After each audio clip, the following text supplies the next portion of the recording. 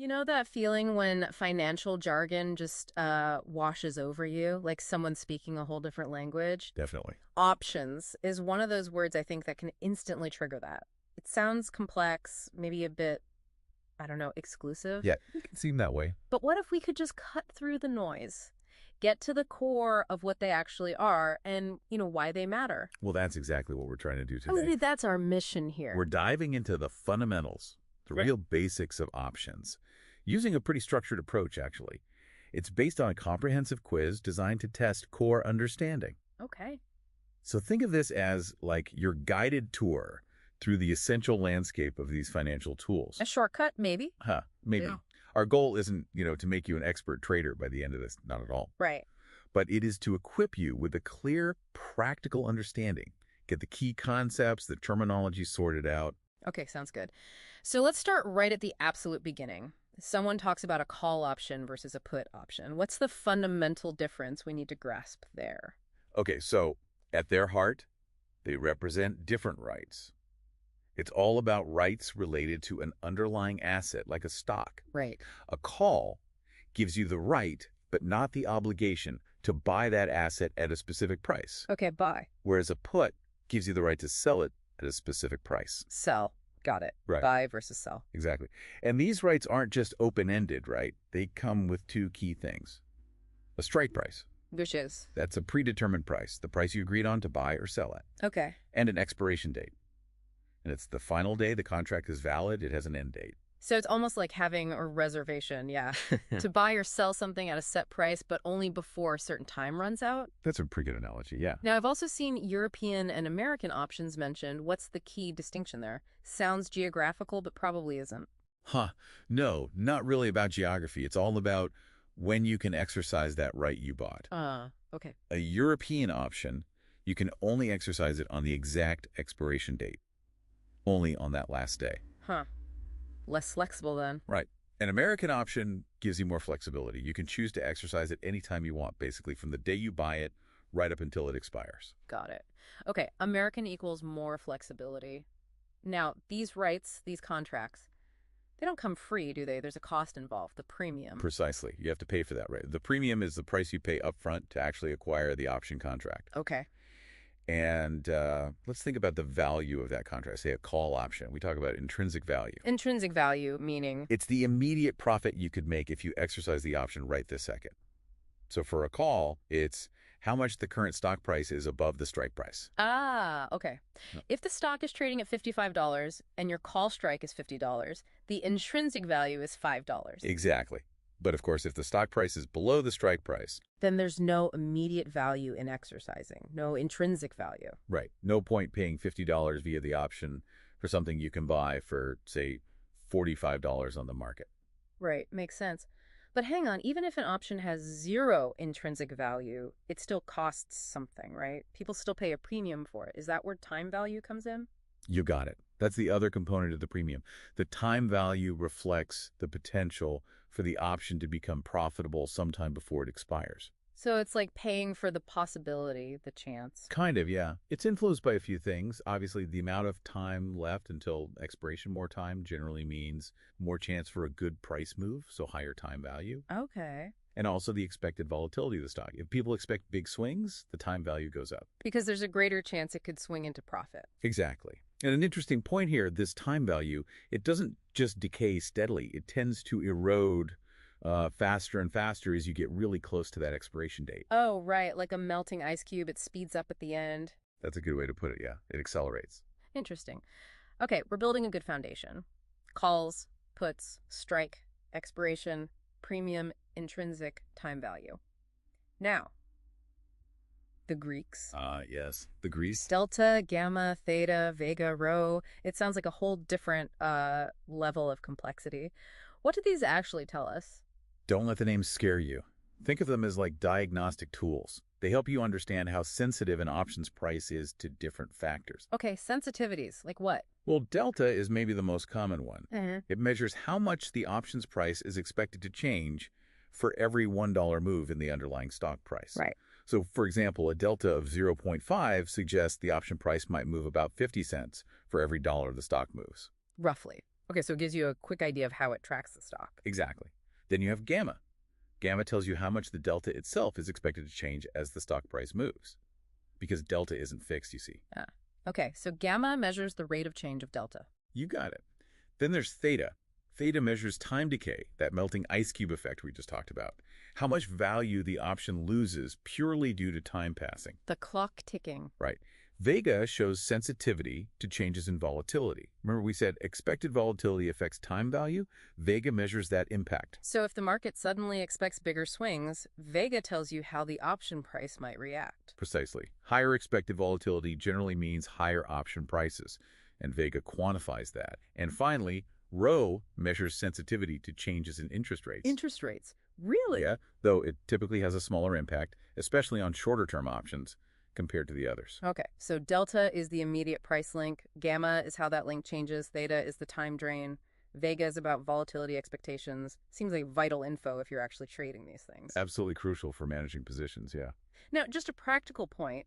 When we talk about buying or selling an option, one contract, how many shares does that usually represent? Good question. A standard listed option contract, the kind most people trade, usually represents the right to buy or sell 100 shares of the underlying stock. 100 shares. Okay, that standardization must make trading a lot smoother. It does. It provides scale and liquidity. Right. Okay, let's shift gears slightly to how an option's strike price relates to the current market price of the stock. This whole idea of moneyness. Yes. In the money, at the money, out of the money. Exactly. What do those terms actually signify? They basically just describe whether an option has intrinsic value right now. Okay. An out-of-the-money or OTM option has zero intrinsic value. So for a call, the strike price is above the current stock price. For a put, the strike is below the current stock price. Makes sense. No immediate profit potential from exercising. Right. Then in the money or ITM option does have intrinsic value. The call strike is below the stock price or the put strike is above it. Okay. And at the money or ATM is just when the strike price is, well, at or very, very close to the current market price of the stock. So understanding the moneyness gives you a quick snapshot of its immediate exercisable value, or lack thereof. Exactly. OTM options are all about time value and hope. ITM options have that real, immediate value baked in, plus maybe some time value too. Gotcha.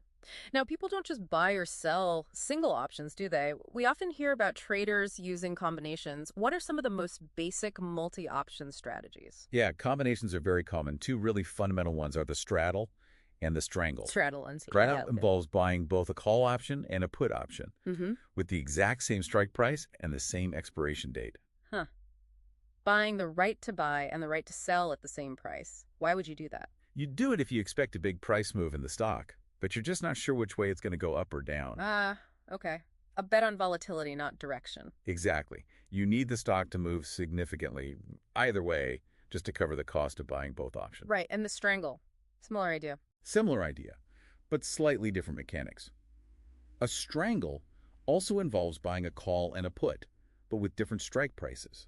Typically, you buy an out-of-the-money call and an out-of-the-money put. So the strikes are further apart than with a straddle. Right. This usually makes the strangle cheaper to put on than a straddle. Lower upfront premium cost. Exactly. But the downside is the stock price needs to move even further than with a straddle before the strategy becomes profitable. Okay, so straddle. Bet on high volatility around one specific price point. Strangle. Bet on even higher volatility, but giving it more room to move on either side. That's a good summary. Now, let's nail down the risk and reward. I know one of the big appeals of buying an option is that your downside is limited, right? That's absolutely key. When you buy an option, whether it's a call or a put, the absolute maximum amount you can lose is the premium you paid for it initially. That's it. Your loss is capped. Capped. Your potential profit, though, if the stock moves strongly in your favor. Well, for a call buyer, it's theoretically unlimited. For a put buyer, it's substantial, limited only by the stock going to zero. Okay, limited risk, potentially high reward. But what about the other side? Selling options. Selling is a different ballgame risk-wise, particularly selling a naked call. Naked call, meaning? Meaning you sell a call option without actually owning the 100 shares of the underlying stock to back it up. Oh, I see. So if the stock price shoots up. Your potential loss is theoretically unlimited because there's no ceiling on how high a stock price can go, and you're obligated to sell those shares at the lower strike price. You'd have to buy them at the high market price to deliver them. Ouch. Okay, that sounds significantly riskier. It is. That's a crucial distinction. Now, you can also sell a covered call. Trevor Beams? Covered means you do own the underlying shares, so Yeah. you sell a call against shares you already hold. What's the point of that?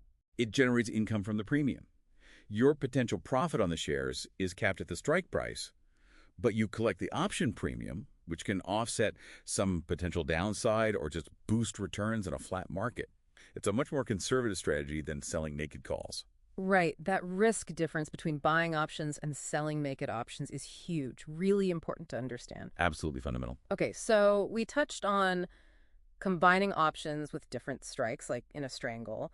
That leads us naturally into spreads, right? Which Yeah. seem like a way to maybe control that risk and reward profile a bit more. Precisely. A spread strategy involves buying one option and at the same time selling another option of the same type. So both calls or both puts. But with different strikes or expirations. Usually different strike prices, sometimes different expirations, but let's stick to different strikes for now. So for instance, a call spread. Okay. You might buy a call with a lower strike price, say $50, and simultaneously sell a call with a higher strike price, maybe $55, both with the same expiration. So you're buying one and selling one. What does that achieve? Well, selling the higher strike call brings in some premium, which helps offset the cost of buying the lower strike call. So your net upfront cost is lower. Okay, cheaper entry. Right. It also limits your maximum potential profit, though. Your profit is capped at the difference between the strike prices minus the net premium you paid. So in that $55 example, the max profit per share is $5 less what you paid for the spread. Exactly. But crucially, it also limits your maximum potential loss to the net premium you paid. It creates a defined range of outcomes. Ah, I see. So it's more controlled than just buying a call outright. And I assume there's a similar thing for puts, a put spread. Yep, same logic. You might buy a put at a higher strike, say $50, and sell a put at a lower strike, maybe $45. Limits your cost, limits your potential profit if the stock falls, and limits your maximum loss. So spreads are really about creating these defined corridors of potential profit and loss, more maybe hedged approach. You could definitely see it that way. It's about defining your risk and reward up front. And then beyond these sort of two-legged spreads, there are even more complex strategies, right? Things like condors and butterflies. What's the general idea behind those? Yeah, those usually involve 4 option contracts, typically with different strike prices but the same expiration. They get a bit more involved. 4 legs. Wow. Strategies like condors and butterflies are generally designed for situations where you have a very specific view on where the underlying stock price won't go or where it will be near expiration. You're trying to profit if the price stays within a certain defined range. So less about direction, more about the range. Often, yes. Take the iron condor, for example. Mm-hmm. That involves selling it out of the money call spread and selling it out of the money put spread simultaneously. Selling both spreads, so you collect premium from both sides. Right. The maximum profit happens if the stock price expires somewhere between the strike prices of the options you sold, basically, if it stays within that middle range. Ah, okay. So that's a bet on low volatility, the price staying put. Generally, yes. An iron condor profits from the passage of time and low volatility. These more complex strategies are really about fine-tuning your risk-reward based on a very specific market outlook. They sound like they require quite a precise forecast. Okay, let's back up a bit. The price of these options, the premium, we said it's the cost. But it isn't just plucked out of thin air, is it? How is that market price actually determined? Right. Good question. The premium you see quoted is the actual market price, driven by supply and demand, just like anything else traded. Okay. However, there are theoretical models that try to figure out what an option should be worth. The most famous one is the Black-Scholes model. Heard that one, Nobel Prize. Right. That's the one. These models use a bunch of inputs to calculate a theoretical value. Things like the current stock price, the option strike price, the time left until expiration, the prevailing interest rates, and crucially, the expected volatility of the underlying stock's price. Volatility is a huge factor in option pricing. Right. We mentioned volatility affects time value. Now, when people talk about volatility in options, I've heard there's a difference between implied and historical volatility. Exactly. That's an important distinction. Historical volatility is backward-looking. It measures how much the stock price actually fluctuated over some period in the past. Okay, what happened before? Right. Implied volatility, on the other hand, is forward-looking. It's derived from the current market prices of the options themselves. How does that work? Well, you basically take the current option price, plug all the other known factors, stock price, strike, time, interest rates, into a pricing model like Black-Scholes, and then solve for the volatility input. That resulting volatility is the implied volatility. So it's the level of volatility that the current option market price implies or suggests the market is expecting for the future. Precisely. It's like the market's collective forecast or expectation of future price swings embedded in the option premium. And changes in implied volatility can dramatically impact option prices, sometimes even more than changes in the stock price itself. Wow. So implied vol is like the market's fear gauge or excitement gauge baked into the price. That's a common way to think about it, yeah. Okay. Now, as an option gets closer to its expiration date, its value changes. We talked about time decay, that theta melting away the time value. What about actually using the option before the end date, early exercise? Is that common? Early exercise applies only to American-style options. Remember, the ones you can exercise anytime. Right, not European.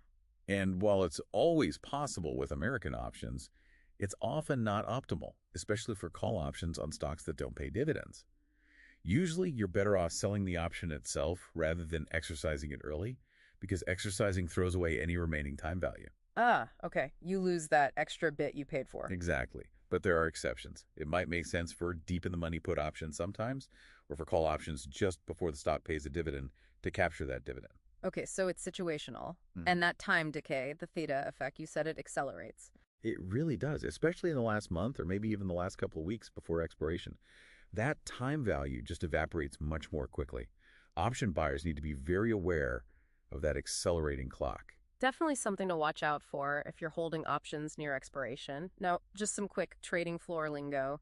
You hear about ticks and the spot price. What are those simply? Sure, a tick is just the smallest possible price increment that an option can move. Like maybe a penny or 5 cents, depending on the option's price. It's the minimum price change. Okay, the smallest step. And the spot price is simply the current real-time market price of the underlying asset itself, the price of the stock right now. Got it. Spot price, now price. Hmm. And we mentioned options are listed, meaning standardized contracts. Right, standardized terms, traded on exchanges, makes everything much more transparent and efficient. Okay. And two other terms you see related to market activity. Open interest and volume. What information do those give traders? Good ones. Open interest tells you the total number of option contracts for a specific strike and expiration that are currently outstanding, meaning they haven't been exercised, expired, or closed out by an offsetting trade.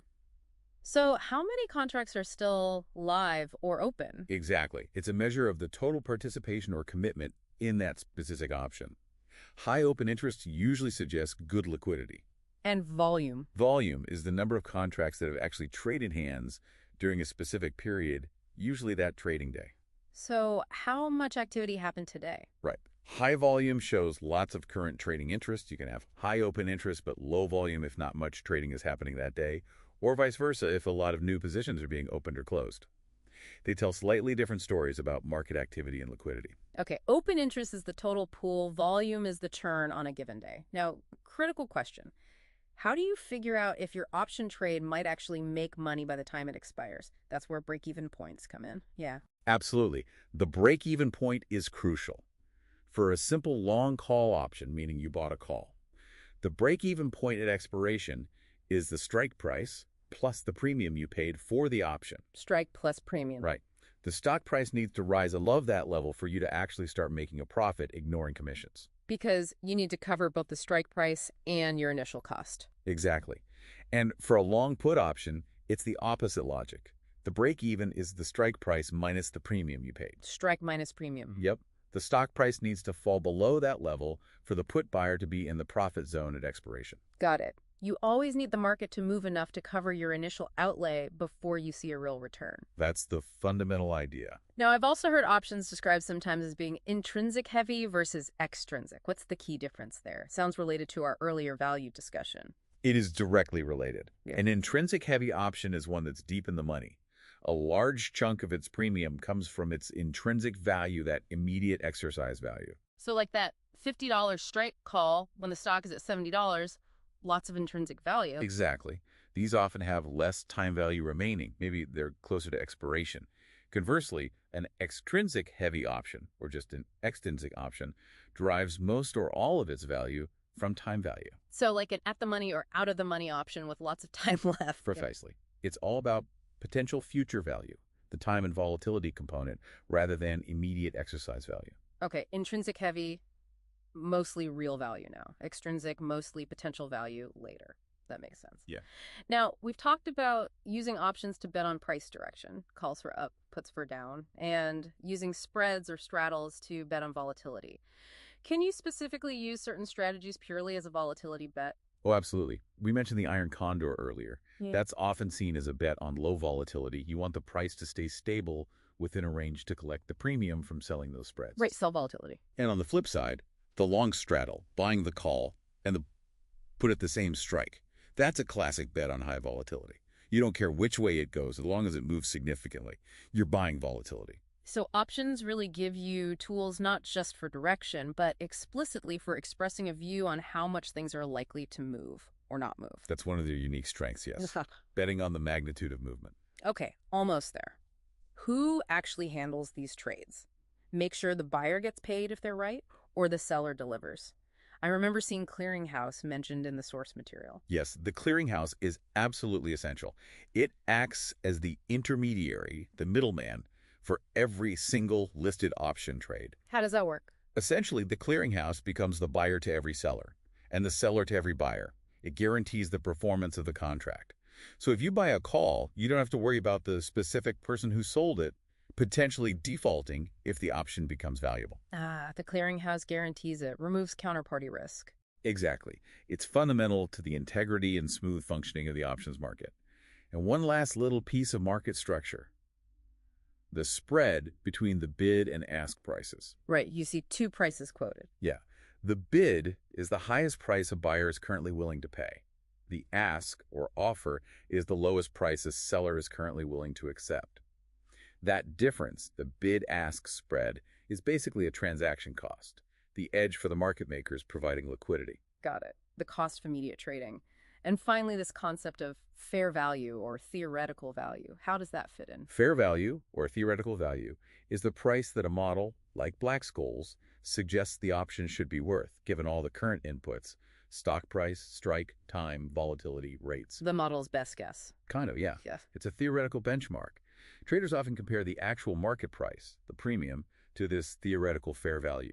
If the market price is way off from the theoretical value, they might see a potential trading opportunity, thinking it's mispriced. So it's a guidepost for valuation. Okay, wow. That was quite a tour, but incredibly helpful. So just to quickly wrap up the core ideas we hit.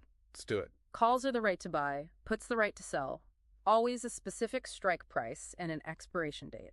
You pay a premium up front for this right. Yep. And that premium is made up of intrinsic value, the immediate exercise value, if any, and time value, which reflects potential and decays over time. Right. And we got a handle on the Greeks, delta, gamma, theta, vega as ways to measure sensitivity to stock price moves, time decay, and volatility changes. Don't forget rho for interest rates, though less critical usually. Okay, rho too. Then basic combinations like straddles and strangles for volatility plays. And the crucial risk difference. Buying an option means your max loss is the premium paid. While selling a naked option carries potentially unlimited risk. Huge difference. Covered calls are safer. Spreads help define risk and reward. Exactly. And understanding moneyness, break-even points, implied versus historical volatility, open interest volume, it all adds to the picture. This really does strip away a lot of the mystery. Grasping these core concepts, it genuinely feels like it provides that solid foundation you mentioned earlier. That's the goal. Even if you never trade them, understanding the language and the mechanics is valuable.